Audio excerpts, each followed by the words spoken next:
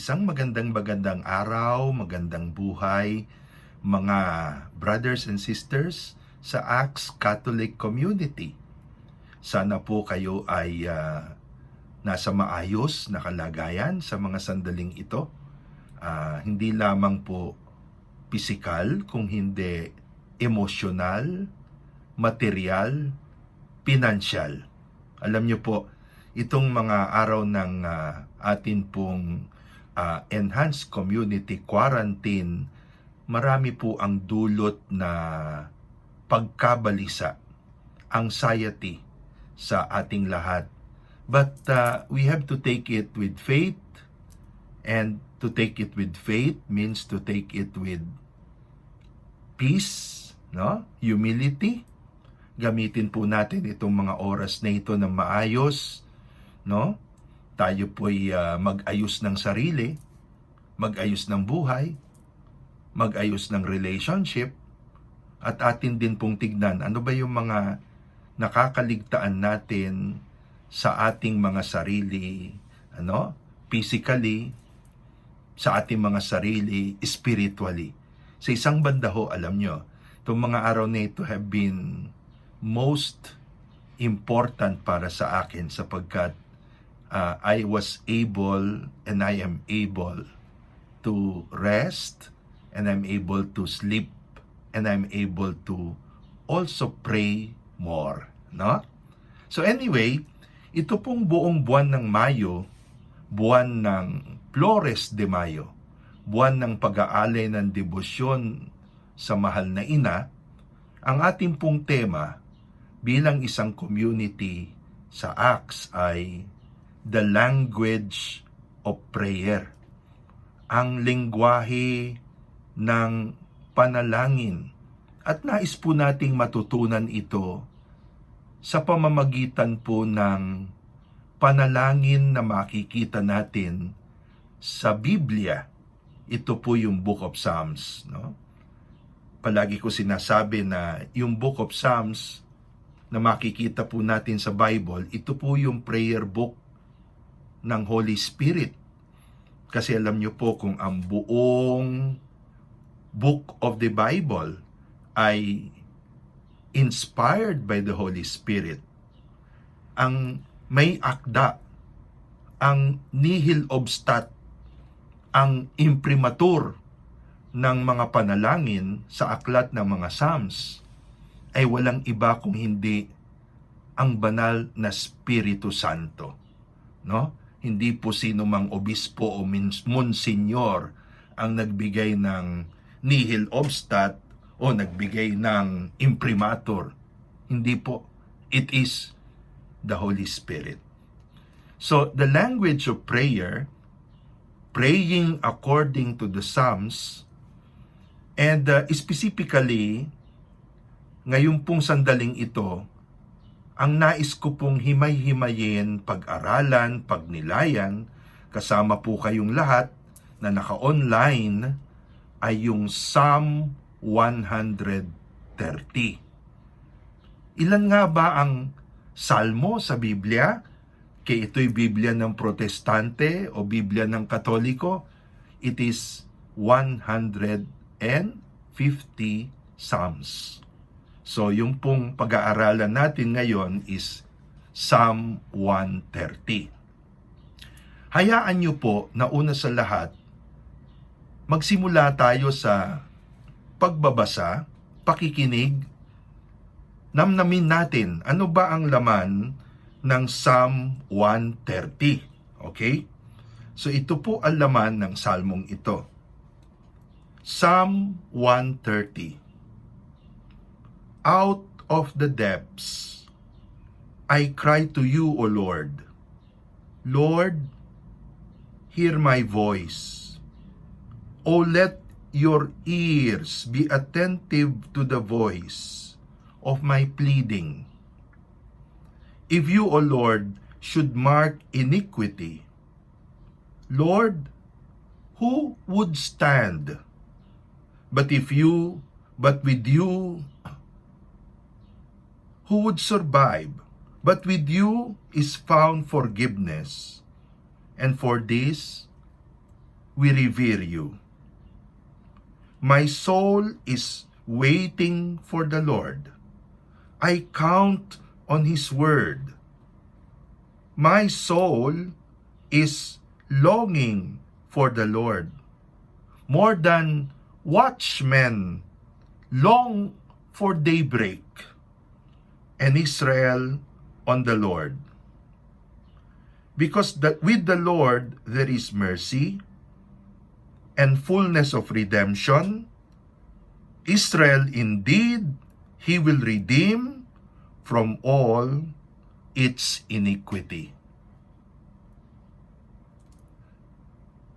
Glory be to the Father, and to the Son, and to the Holy Spirit, as it was in the beginning, is now, and ever shall be, world without end. Amen. So ito po yung Psalm 130. Ang ganda po, ano? Ang tawag po ng mga Katoliko dito ay De Profundis. Mamaya liliwanagin ko yan. Pero itong salmong ito, sabi nila, is one of the Psalms of King David. Kasi marami po doon sa mga Psalms, majority nung 150 Psalms, ang nag-compose po ay ang Haring David. Meron po yung iba kinompose ng kanyang anak na si Haring Solomon, but we attribute most of the Psalms to King David. Magkaganon man, ang sabi po ng mga nagsasaliksik ng Biblia, itong salmong ito, Psalm 130, it could have begun with the tradition of King David, subalit it underwent possible revision during the time mga 428 before Christ. Ito po yung panahon ng mga Israelites ay dahan-dahang nagbabalik mula po sa kanilang 70 years na exile doon sa Babylonia. Present-day Iran and Iraq. Yun po ang kinalalagyan ng Babylonia. Ito'y kapanahunan po ng gobernador na si Nehemiah at ng paring si Ezra. May mga libro silang iniwan, bahagi po ng Old Testament. At ang dahilan po ng pagsasabi ng mga Bible scholar sa bagay na ito ay sapagkat sabi nila, yung expression, let your ears be attentive, na ating narinig dito sa Salmo, Psalm 130, ito daw po ay makikita rin sa Nehemiah chapter 1 verse 6. Kaya sabi nila, there could have been a final revision.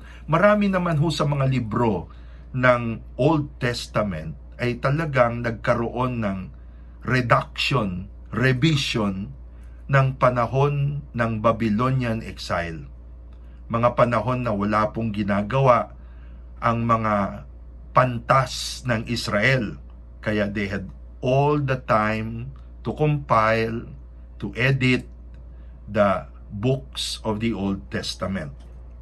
Now, ang usapan po natin ngayon ay the language of prayer.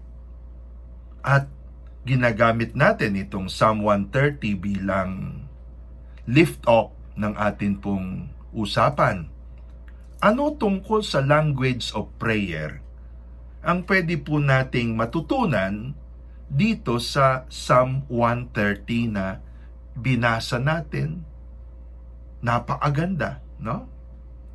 Well, brothers and sisters, I think itong Psalm 130 is a beautiful place to reflect on prayer as a penitential prayer. Di ba? Palagi natin sinasabi, there are different forms of prayer. Di ba? Ang prayer pwedeng silent o vocal, depende sa expression mo. Silent o vocal, mental prayer o vocal prayer. Pero ang prayer pwede pong magkaiba rin ng mga ng mga classification, depende rin sa laman. Ito ba ay pasasalamat, thanksgiving?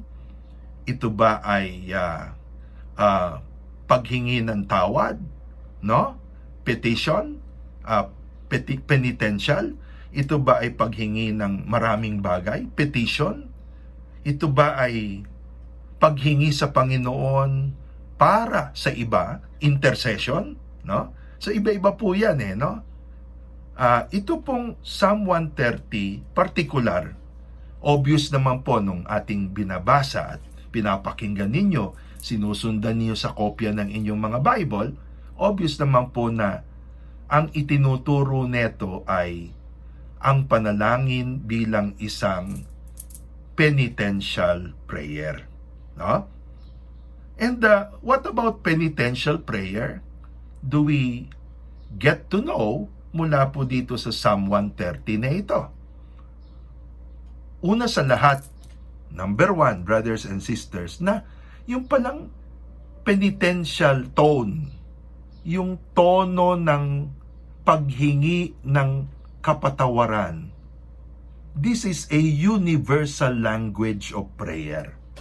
Yan, ha? So, kasi yung iba, yan, tanong nila, paano ako magsisimula sa panalangin? How do I start? And tinuturo sa atin itong Psalm 130 na one universal way that people pray is by coming to the Lord and asking to the Lord, Lord, from out of the depths, mula sa kaibuturan, mula sa kaloob-looban ko, I ask forgiveness. Penitential, no? And I think kung titignan po natin si Jesus sa krus, yan din ang unang movement niya. Sabi niya, Father, forgive them. Forgive them. Penitential. Forgive them. They do not know what they do. No? Now, dito po sa Psalm 130, unang-una, bakit ko nasabi na ang penitential prayer, according to Psalm 130, is a universal language of prayer? But first of all, ito pong Psalm 130, bago po ito naging Christian prayer, this is a prayer of Israelites, di ba? Yung Old Testament ay aklat po ng mga Hudyo. At alam nyo, para sa mga Hudyo, itong Psalm 130 ang isa po sa mga paboritong-paborito nila na prayer. Ang tawag nga dito sa Psalm na ito ng ibang mga Hudyo, yung mga rabbi na mga Hudyo, sabi nila ito daw ay espesyal na salmo kung saan makikita ang isang hapax legomenon. Yan. Hapax legomenon. H-A-P-A-X.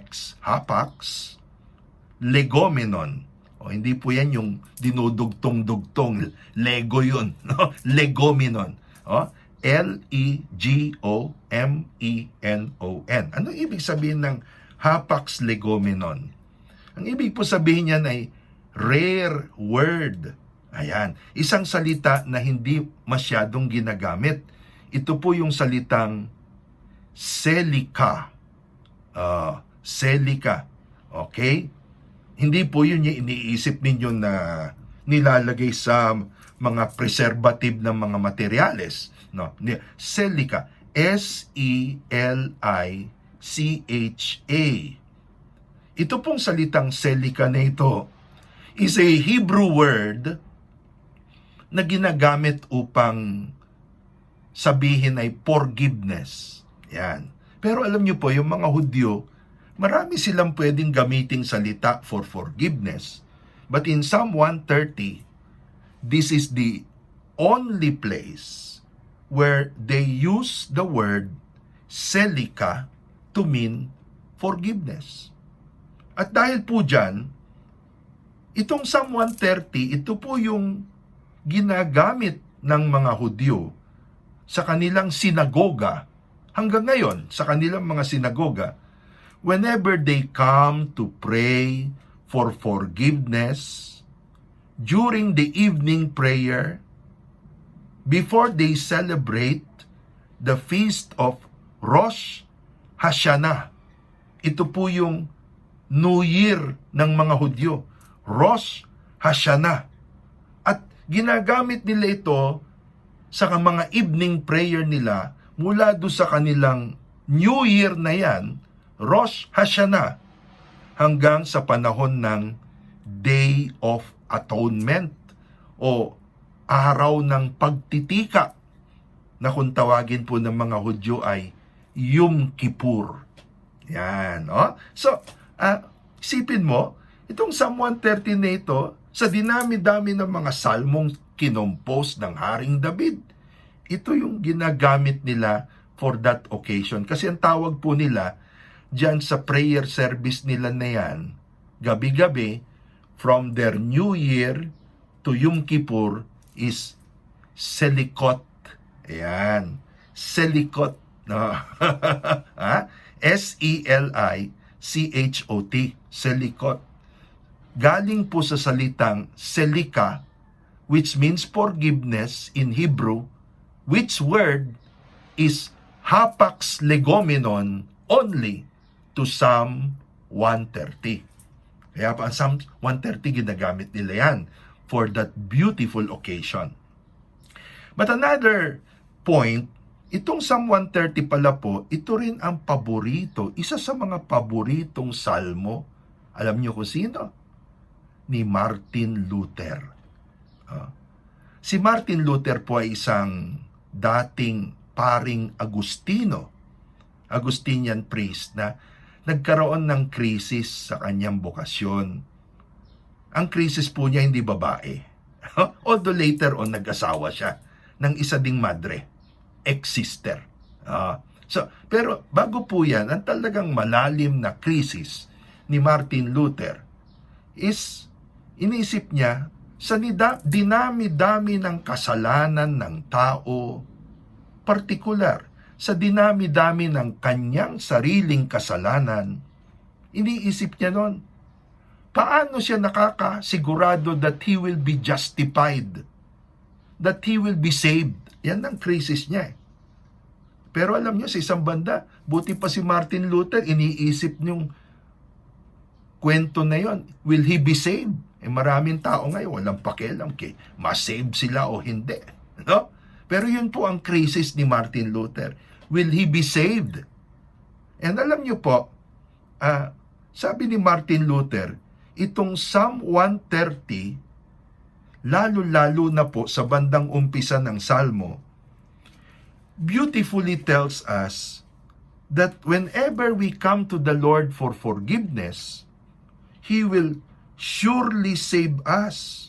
Kasi sabi po dito, if you, O Lord, mark our guilt, Lord, who would survive?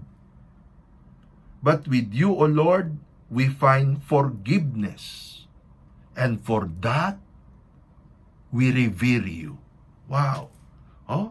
Panginoon, kung ikaw ay iiskoran mo ang lahat ng aming kalokohan, kapalpakan, kalabisan, naku, wala pong magsosurvive, Panginoon. But with you is forgiveness. Alam niyo po, isa ito sa mga naging consolation ni Martin Luther. Kaya po, yung mga protestanteng kapatid natin, one of the psalms that they love to pray personally sa kanilang daily devotion and even to pray it as a congregation is Psalm 130. God surely forgives. God surely forgives. No? Sa atin naman pong mga Katoliko, ang Psalm 130, ang isa sa tinatawag po natin na penitential psalm. Yan, no? Ilan ba ang penitential psalm? 7 po. There are 7 penitential psalms. Okay? Ano tong 7? 7 penitential psalms. Okay? You have Psalm 6, Psalm 32, Psalm 38, Psalm 51, Psalm 103, Psalm 130, at Psalm 143. Yung Psalm 51, may pangalan po yon, Miserere. Miserere. Kasi yun daw po yung salmo na isinulat ni David bilang kanyang tanging panalangin penitensyal, paghingi ng tawad sa Panginoon matapos ang kanyang isang gabi na memorable kay Bathsheba. Patapos ng kanyang one night stands, no? Gumawa si David ng panalangin ng paghingi ng tawad. Lord, nakiapid ako kay Bathsheba. Yun po yung Psalm 51, the Miserere. Ayan. Ito naman pong Psalm 130, ang tawag po natin dito sa tradisyong Katoliko at Kristiyano ay De Profundis. Out of the depths. De Profundis. At ito po'y nanggaling sa opening lines ng Salmo, no? Out of the depths I cry to you, O Lord. Na sa wikang Latin, de profundis clamavi ad te Domine. Yan, no? De profundis clamavi ad te Domine. No? Kaya po, de profundis. Ngayon, para po sa atin, ang Psalm 130, ginagamit po ng mga Katoliko every evening. 8 o'clock. Ano yung 8 o'clock? Simula ng curfew. Bakit nga ba yun ay simula ng curfew? Yan. Kinakalembang po ang mga simbahan tuwing 8 o'clock, kahit sa probinsya. Ito po ay unang-una curfew, kailangan patayin na yung mga kalan. Ayan, alam niyo mga kalan nung araw di uling. Patayin na ang uling para walang apoy, walang danger ng sunog sa gabi. Yun po ang curfew. Pero sa spiritual side naman, ang hudyat ng kampana ng alas 8, ito po yung panahon na lahat ay tumitigil tulad ng orasyon ng alas 6. This time, upang ipanalangin ang mga kaluluwa ng purgatorio. Ang mga kaluluwa ng namatay, no? At binabasa po itong De Profundis. In fact, alam niyo po, ito yung prayer book ko simula nung ako'y nasa seminaryo. Yan po, night prayers, nakalagay dyan. Night prayers. Night prayers. De Profundis. Psalm 130. Okay? So, pero maliban dyan, yung Psalm 130 po, paborito rin yan ng Katoliko dito sa tinatawag po natin na Liturgy of the Hours. Tuwing ika-4 na linggo, fourth week, Sabado ng gabi, tuwing ika-4 na linggo, sa 4 na linggong evening prayers at morning prayers ng simbahan, ang salmo po na isang ginagamit is Psalm 130. It is part of the Saturday Vespers of week 4 of our Psalms sa breviary o sa Christian prayer. So, makikita po natin na napaka-popular therefore across the traditions, Judaism, Lutheranism, Christianity, no? Lalo-lalo na ang Katoliko, we see that the penitential language of prayer is a universal way to approach the Lord in our prayers. Yan. Kaya nga po, yung iba nagtatanong, paano ako magsisimula sa panalangin? Ang sagot po ng Psalm 130, simulan mo sa paglapit sa Diyos kung sino ka. Yan. Hindi mo kailangan mag-make up. Hindi mo kailangan maglagay ng toupee. Hindi mo kailangan mag-coat and tie o magbarong dehusi. Just come to the Lord the way you are. That's the best way to pray. Lord, ito ako, tao, imperfect tulad ni David, finite, maraming mga pabigla-bigla na inconsistency. I start my prayer this way. Lord, eto ako. Ganda, no? Di ba? So, palagay ko kung matututunan natin yan wala akong mahirap doon, di ba? First step, yan ang unang step sa language of prayer. Kasi iba, palagi na tinatanong, hindi ako marunong mag-pray. Pag hiningi mo, ikaw mag-pray, brother, ikaw ang mag-lead ng prayer, sister. Ay, hindi ko alam. Start where you are. Hindi mo kailangan magmaskara. Sino ka?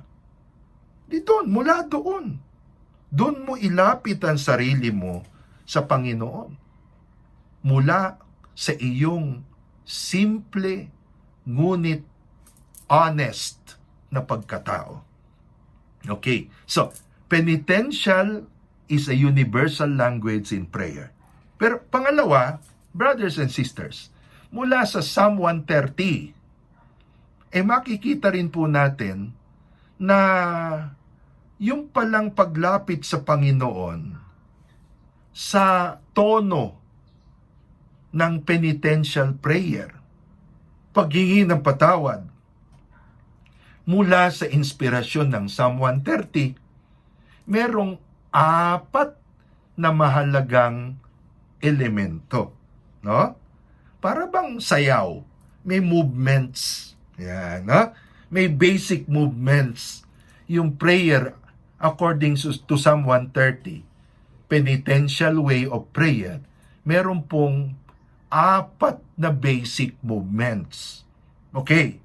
So, buksan nyo yung inyong mga Bible, tignan nyo po yung mga salitang ginamit sa Psalm 130, and tignan natin kung anong ibig sabihin, no? Okay? So, first of all, the movement starts with, saan ako? Where am I? Yan. Saan ba ako ngayon? Paglapit ko kay Lord sa prayer, where am I? Okay? Saan ako? Saan ako ngayon sa prayer? Out of the depths, I cry to you, O Lord. Hear my voice. Let your ears, O Lord, be attentive to my voice. See?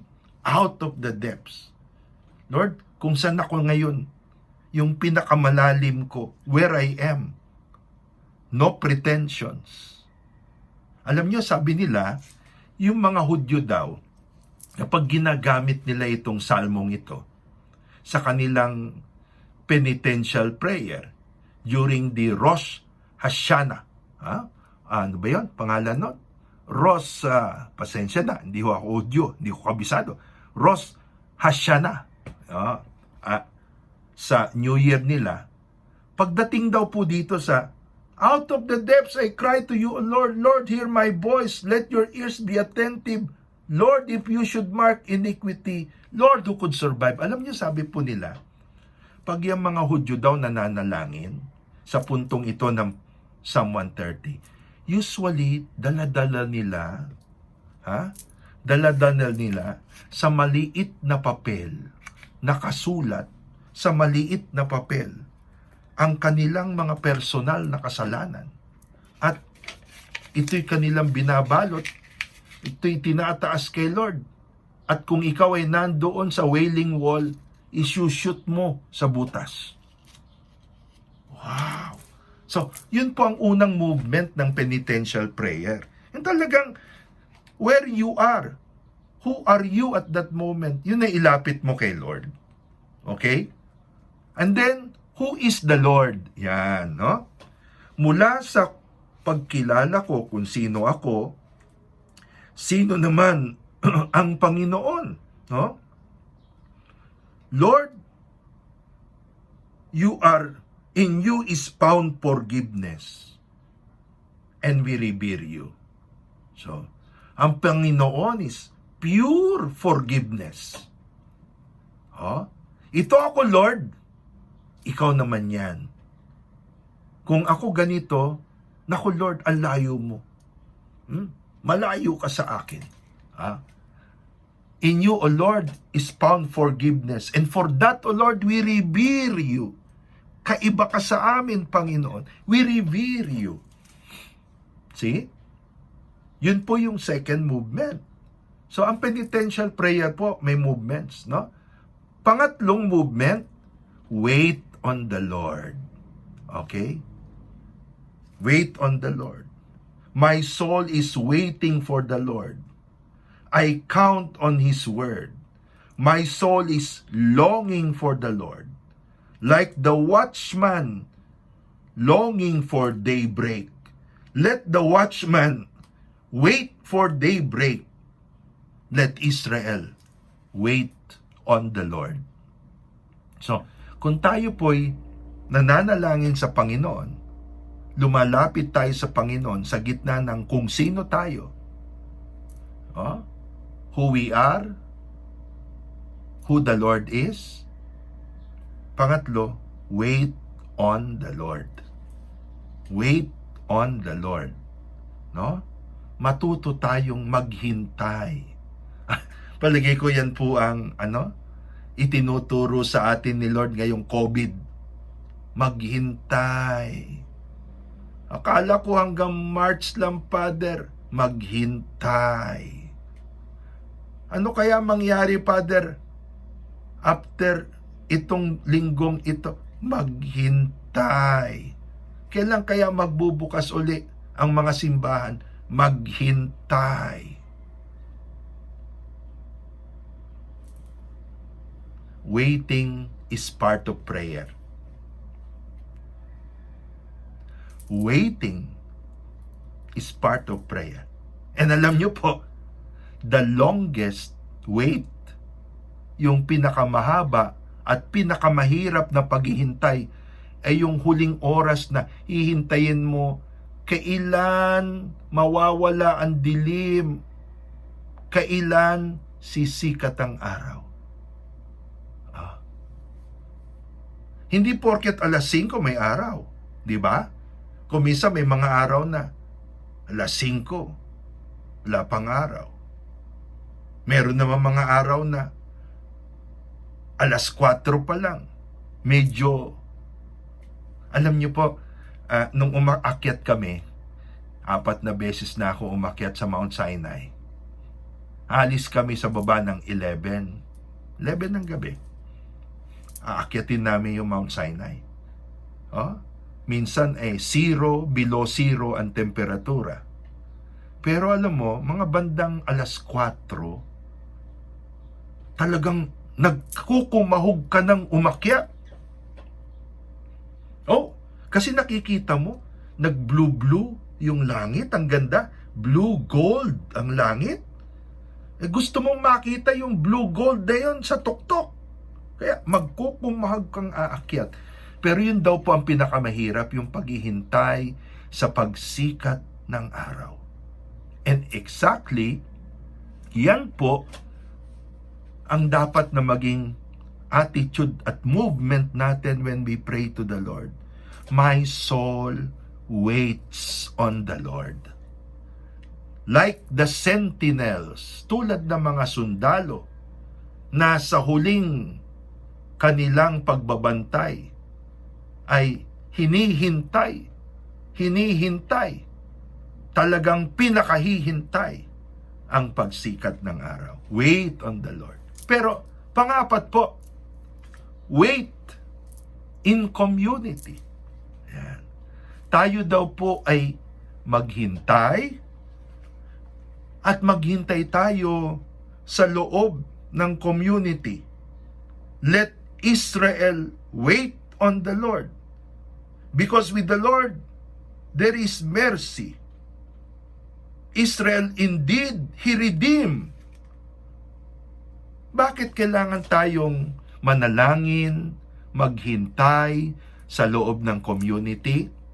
Kasi po sa gitna ng ating paghihintay, ang pag-asa, ang pananampalataya ng community, ang gagatong sa ating kahinaan ng pananampalataya. Habang tayo'y nananalangin sa Panginoon, anumang kakulangan ng ating pananampalataya at pag-asa, ito'y gagatungan ng pananampalataya at pag-asa ng community. Kaya kailangan natin ang community. Kailangan natin ang community. Yun po yung 4 na dynamics, movements ng penitential prayer. Start with where you are. Okay? Know who the Lord is.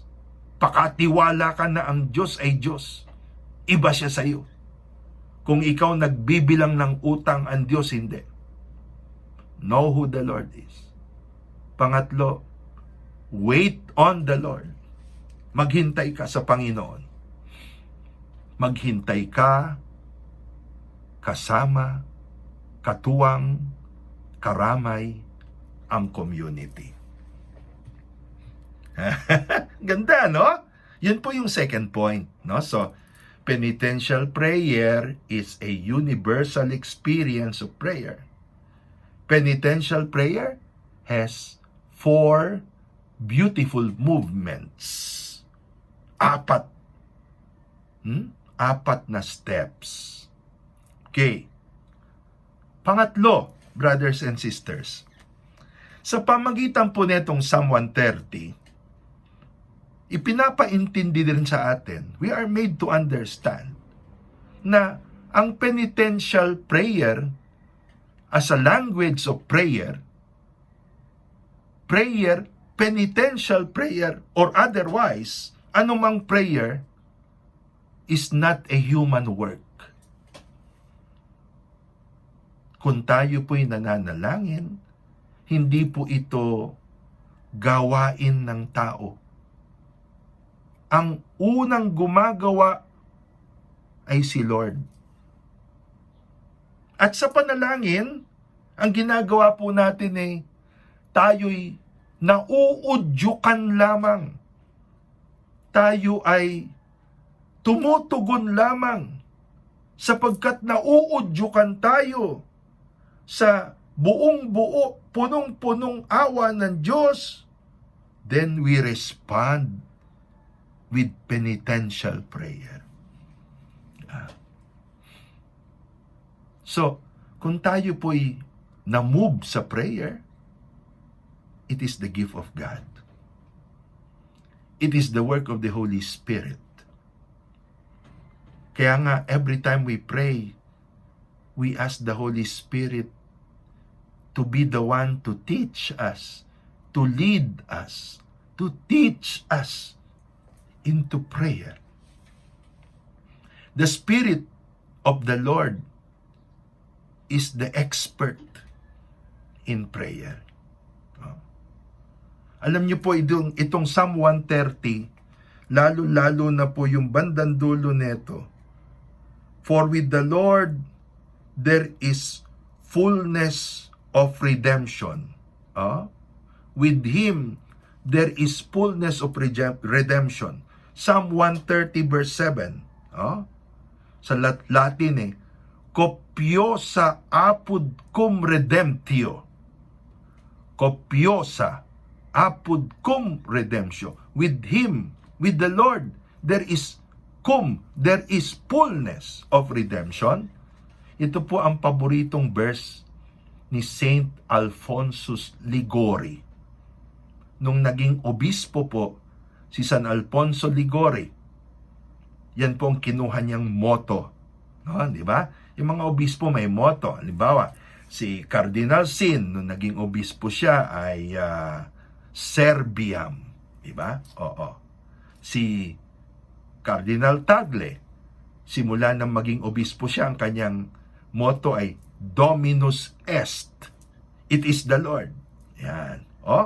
Etong si Saint Alfonso Liguori, kinuha niya ang kanyang motto sa Psalm 130 verse 7, Copiosa apud cum redemptio. With Him there is fullness of redemption. Psalm 130 verse 7. No? Sapagkat naniniwala siya na ang redemption, ang penitensya, ang paglapit sa Diyos sa panalangin, paglapit sa Diyos sa paghingi ng tawad, ito po'y hindi tao. Diyos mismo ang nagtatanim ng binhi ng panalangin.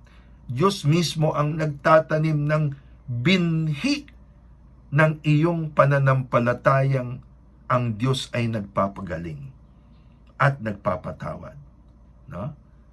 Ito nga pala si Saint Alfonso Liguori, siya po ang founder, pundador. Hindi po yan yung iniinom, no? Ibig sabihin, siya nagpasimula, pundador, no?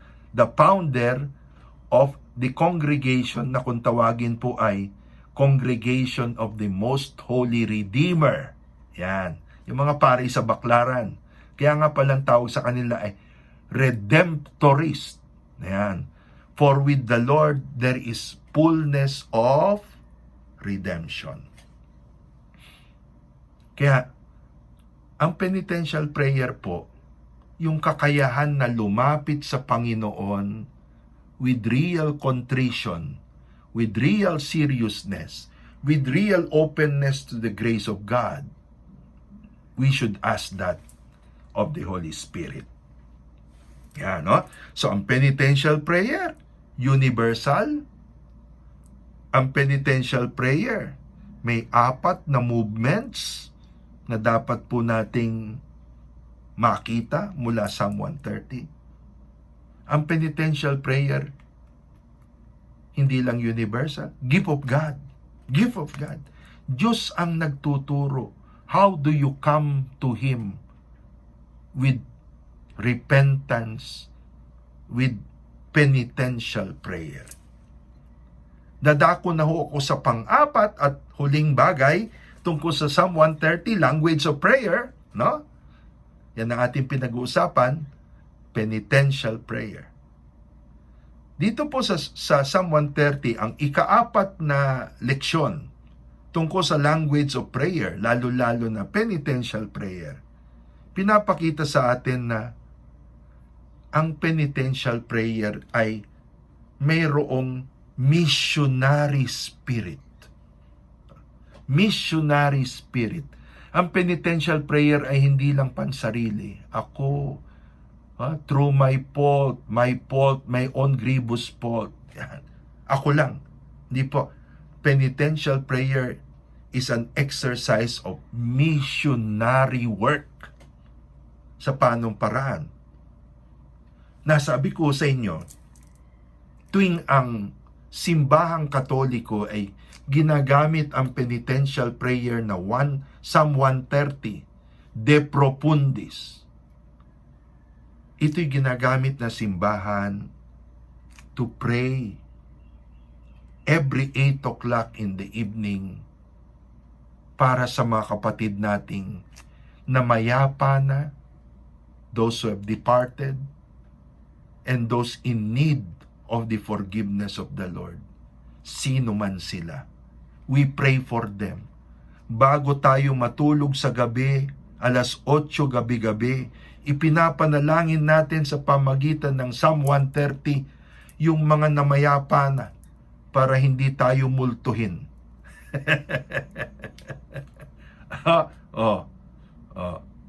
Kaya po, alam nyo, itong salmong ito teaches us, when you pray, don't just pray for yourself.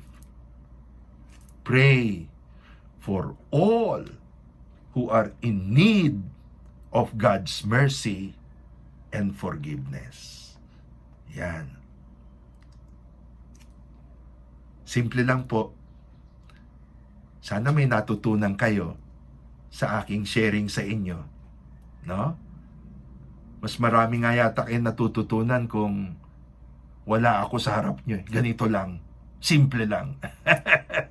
Anyway, I'd like to end by again, just namnamin po natin. We just pray the words of Psalm 130. De profundis clamavi ad te, Domine. Out of the depths I cry to you, O Lord. Lord, hear my voice. Let your ears be attentive to the voice of my pleading. If you, O Lord, should mark out our guilt, Lord, who would survive? But with you is found forgiveness. For this, we revere you. My soul is waiting for the Lord. I count on His word. My soul is longing for the Lord, more than the watchman for daybreak. Let the watchman count on daybreak, and let Israel wait on the Lord. Because with the Lord there is mercy and fullness of redemption. Israel indeed He will redeem from all its iniquity. Glory be to the Father, to the Son, and to the Holy Spirit, as it was in the beginning, is now, and ever shall be, world without end. Amen. At naway sumainyo po ang pagpapala ng ating makapangyarihang Diyos Ama, Anak, Espiritu Santo. Let's pray for one another. Stay safe po. Stay safe.